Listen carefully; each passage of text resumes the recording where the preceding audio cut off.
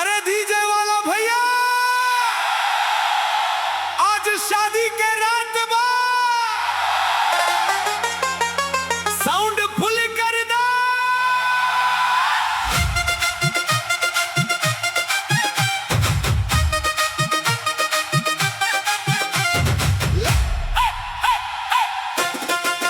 लहंगा घूमल त रंग बरस गईल, पूरा पंडाल खुशी से हंस गईल।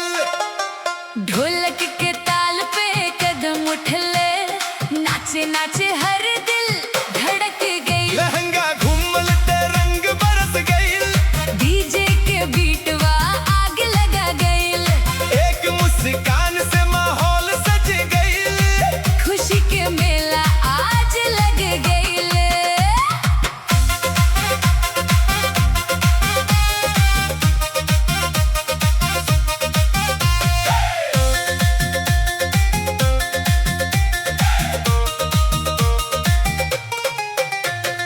रंग बिरंग रोशनी चमक रहल, मंचवा पर मस्ती दमक रहल।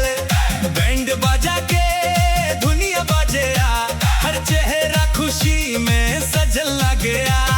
साथी संगी ताली बजावे, बच्चा बूढ़ सब झूमे आवे। आज के रात खास बनल ले, याद में पल बसल रहले। लहंगा घूमल त रंग बरस गईल, पूरा पंडाल खुशी से हंस गईल।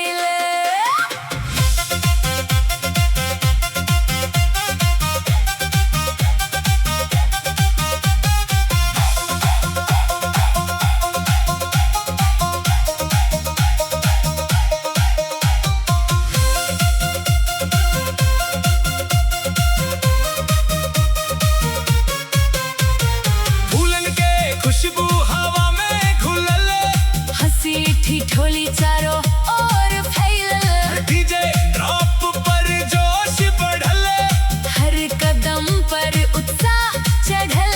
सवेरा होके तब यो याद, ये रात रही सबसे खास। गीतवा गूंजे दिल के साथ, मिलके मनाई खुशियन के बात। हाथ ऊपर ताली बजा, डीजे बीट बढ़ा। लहंगा घूमल त रंग बरस गईल, पूरा पंडाल खुशी से हंस गईल। ढोलक के ताल पे कदम उठले, नाचे नाचे हर